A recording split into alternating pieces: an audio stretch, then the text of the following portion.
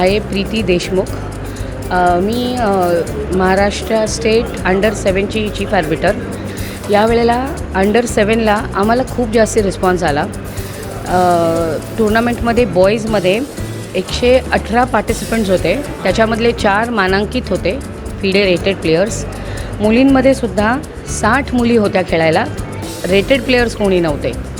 पण असं बघण्यात आलेलं आहे की अंडर 7 टुर्नामेंट फर्स्ट टाईम एवढ्या मोठ्या प्रमाणात वसईमध्ये करण्यात आली होती.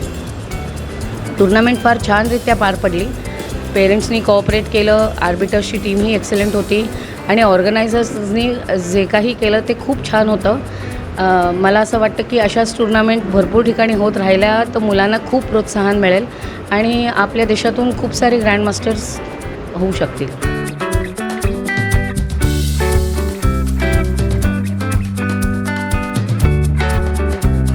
या टुर्नामेंटला फक्त एकच गोष्ट आम्ही केली होती, म्हणजे मुलांना लिहिणं कंपल्सरी केलं होतं. त्यांनी हा गेम का लिहावा. मला स्वतःला ॲज अ आर्बिटर किंवा ॲज अ प्लेयर असं वाटतं की गेम खेळल्यानंतर आपण काय खेळलो आहे, कुठे चुकलो आहे हे आपल्याला कळण्यासाठी आपल्याकडे जर का लेखित गेम असेल तर आपण त्याच्यावर काहीतरी वर्क करू शकतो. आपण भरपूर गोष्टी इतर गोष्टी सगळ्या करतो, पण जी बेसिक गोष्ट आहे की झालेला गेम लिहून त्याच्यावर ॲनालिसिस करणं हे कधीच करत नाही, कारण का लिहिलेलाच नसतो तो गेम. त्यामुळे मला असं वाटतं की तो एक पार्ट आहे. जसं आपण परीक्षेला अभ्यास करतो आणि मग पेपर देतो, मग घरी येऊन तर पेपर आपण रेक्टिफाय करतो की कुठे चूक झाली, तसंच हे गेमचं आहे की गेम खेळल्यानंतर नोटेशन केलेला असतो. आणि आम्हा आर्बिटर्सना पण कधीकधी जेव्हा क्लेम येतो की डबल मूव केली आहे किंवा रिपिटेशन मूव आहे तर ते बघायला आम्हालाही सोपं पडतं. म्हणजे it is win win situation for player as well as for the arbiter. आर्बिटरचंही नुकसान होत नाही आणि प्लेयरचंही नुकसान होतं.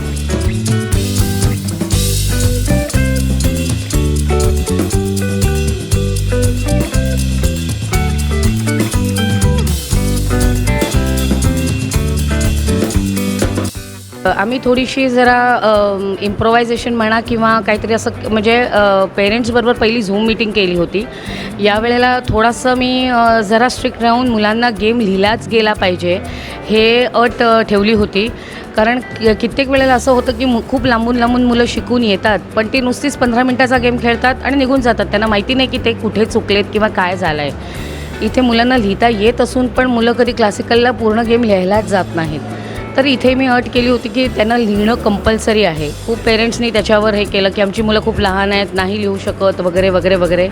तर आम्ही 1-2 दिवस अगोदर झूम मीटिंग्स घेऊन पेरेंट्सना ह्या माहितीबद्दल किंवा जे काही रूल्स अँड रेग्युलेशन्स आहेत त्याच्याबद्दल पूर्णपणे इन्फॉर्मेशन दिलेली होती. त्याचबरोबर आम्ही लिहायचं कसं हेही सांगितलं होतं. स्कोरशीट शेअर केलेली होती आणि सांगितलं होतं की थोडंफार लिहायला करा. फोर्स करणार नाही आम्ही मुलांना, म्हणजे टाईम कमी असेल तर किंवा असं करून जेणेकरून त्यांचा गेम खराब होईल. पण हो, लिहिणं is one of the part of the game, so they have to write. हे जे कंपल्शन होतं. दुसरं एक कंपल्शन केलं होतं की खूप वेळा मी मुलांना ना उभं राहून खेळताना बघते, तर असं होतं की बुद्धिबळ हा बसून खेळायचा गेम आहे आणि मग मुलं उभं राहून का बरं खेळतात. नुसतंच नाही, समोरच्यालाही ते खूप प्रेशरायझिंग होतं की हा उभं राहून खेळणं. म्हणजे मग मी बघितलं की मोठी मोठी माणसं पण दिसत असला बोर्ड तरी बर्ड्स व्ह्यू मिळतो म्हणून खेळायचा प्रयत्न करतात, जे मला ॲज अ प्लेयर किंवा आर्बिटर तर ऑर्गनायझरने आपल्याला खुर्च्या दिल्यात, पण ॲज अ प्लेयर पण मला असं वाटतं की हे चुकीचं आहे, कुठेतरी ते थांबलं पाहिजे.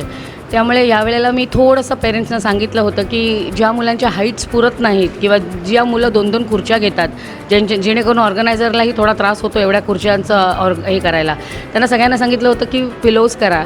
कारण खूप वर्षापूर्वी जेव्हा मी खेळत होते तेव्हा मी बघितलं होतं आमच्या वेळेची मुलं पिलोज घेऊन पिलोज घेऊन यायचे किंवा मी पण माझ्या मुलाच्या वेळेला पिलो घेऊन गेले होते त्याला बसण्यासाठी. तर तसं त्यांना मी सांगितलं होतं की फुगवणारी उशी आणा, मुलांचे हाईट बरोबर होतात. असं आम्ही एक केलं होतं. मला माहिती नाही किती माझं हे अट टाकलेली किती राईटफुल आहे का रॉंग, पण मला एवढा आनंद झाला आहे की पेरेंट्सनी आम्हाला सपोर्ट केलं आणि सगळी मुलं जवळजवळ बसून खेळली आणि पेरेंट्सनी खूप कष्ट घेऊन पिलोजही आणलेले होते. त्यामुळे आय होप की नेक्स्ट टाईम आता मी बाहेर कुठेही मुलं बघितली तर ती उभी राहून खेळणार नाहीत. खुर्च्या दिल्यात त्याच्यामध्ये शांतपणे बसतील आणि जसा गेम खेळला पाहिजे आवडीने तसा खेळतील.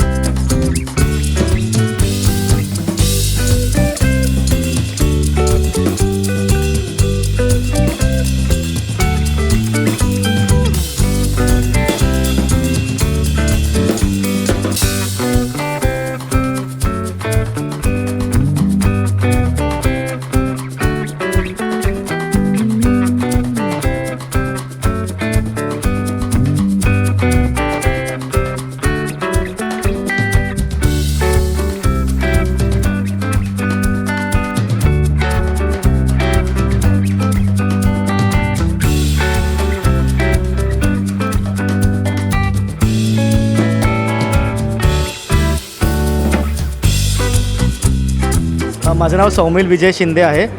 मी या टुर्नामेंटचा महाराष्ट्र स्टेट अंडर-17 डेप्युटी चीफ आर्बिटर आहे. सो ही पूर्ण tournament Preeti ma'am chief arbiter होते आणि मी डेप्युटी चीफ आर्बिटर होतो. सो आम्ही दोघांनी मिळून पूर्ण इव्हेंट सांभाळला पूर्ण. आणि आमच्या आर्बिटर्स टीम पण होती इथे. म्हणजे अंडर-7 म्हणजे खूप डिफिकल्ट आणि खूप मजा येते. लहान मुलं म्हणजे लिटरली बेबी सिटिंग करावी लागते. टुर्नामध्ये एवढे सगळे इन्सिडेंट झाले की काय काय म्हणजे लहान मुलांचं खूप मजा येते. त्यांना कधी कधी खूप कन्फ्युजन असतं. म्हणजे त्यांना इल्लीगल आणि इरेग्युलरिटीमध्ये खूप जास्त कन्फ्युजन असतं. सो ते हर एक मुलं इल्लीगल बोलतात आणि खूप सारे मुलं तर असे पण असतात जे रडत असतात. म्हणजे एक मुलगा तर लिटरली माझ्याकडे धावत आला आणि लिटरली असं रडत आलं की सर मला वॉशरूम जायचं, वॉशरूम मम्मी पाहिजे. म्हणजे असं सगळं लिटरली पूर्ण बेबी सिटिंग करावे लागते जेव्हा अंडर-7 असतं तेव्हा. जेव्हा माझ्याकडे पालघर डिस्ट्रिक्टमध्ये जेव्हा पेंडेकर सर बोलले की सौमिल यावेळी आपल्याला अंडर-7 घ्यायची आहे, मी तर खूप खुश होतो की खूप गोष्टी शिकायला मिळतील. लहान मुलांना मॅनेज करणं म्हणजे खूप जास्त पेशन्स लेवल. तर म्हणून आम्ही तर म्हणजे मी आणि प्रीती आम्ही 2 दिवस आधीच पॅरेंट्सना सगळं रूल्स रेग्युलेशन्स क्लिअर करण्यासाठी आम्ही झूम मीटिंगमध्ये सगळ्यांना प्रॉपरली एक्सप्लेन पण केलेलं. आणि सगळं आम्ही एकदम एक्सप्लेन केलं ताकी त्यांना इव्हेंटच्या दिवशी काहीच क्लिअर नको. 2 दिवस आधीपासून नका प्रिपेअर असणार की आम्हाला मूव्ज लिहायचे आहे की जे पण आहे आम्ही सगळं त्यांना क्लिअर केलेलं. आणि आम्ही ट्राय केलं की सगळं एकदम प्रॉपर इव्हेंट संपावं म्हणून. आय गेस मला असं वाटतं की महाराष्ट्र स्टेट अंडर-7मध्ये हा रेकॉर्डच आहे. कारण 180 प्लेयर येणं अंडर-7मध्ये खूप डिफिकल्ट टास्क होतं. अंडर-7चे एवढे मुलं खेळतात म्हणजे आपल्याला किती चांगलं आहे की आतापासून अंडर-7चे मुलं आतापासून प्रिपेअर होत आहे. सो मे बी याच्यामधून फ्युचरमध्ये खूप सारे GM IM निघून येतील तर अजून खूप बरं वाटेल की हे लोक इथे येऊन खेळले आणि पुढे जाऊन GM बनले किंवा नॅशनल चॅम्पियन बनले. साईडमध्ये अजून खूप आनंद होईल आम्हाला. Basically players waiting hall, parents waiting hall आम्ही वरती केलेलं आहे. तिकडे आम्ही प्रॉपर सगळ्यांना पॅरेंट्स वेटिंग हॉल आणि प्लेयर्स वेटिंग हॉल आम्ही एकदम वेगळं ठेवलेलं. म्हणजे काहीच कन्फ्युजन नको. नाहीतर कसं खूप गर्दी होते एका सगळं ठेवलं होतं. सो प्लेयर्स वेटिंग हॉल वेगळं होतं, पॅरेंट्स वेटिंग हॉल वेगळं होतं. आणि आम्ही इव्हन प्लेयर्सना फूड फॅसिलिटी पण तिकडे प्रोव्हाइड केली की ज्यांना बाहेर जायचं नाही आहे तर तिकडेच हॉलमध्येच मिळेल. कारण राऊंड टायमिंगमध्ये लंच ब्रेक वगैरे कमी असेल तर त्यांचं तिकडेच सगळं ॲडजस्टमेंट होऊन जाईल. सो म्हणून आम्ही सगळं properly time to time organisation time to सगळं क्लिनिंग वगैरे सगळं प्रॉपरली बघितलं. आणि इथे एकूण 5 रेटेड प्लेयर होते बॉईजमध्ये आणि गर्ल्समध्ये 0 रेटेड प्लेयर होते. पण अराऊंड 120 बॉईज आणि 60 गर्ल्स होते.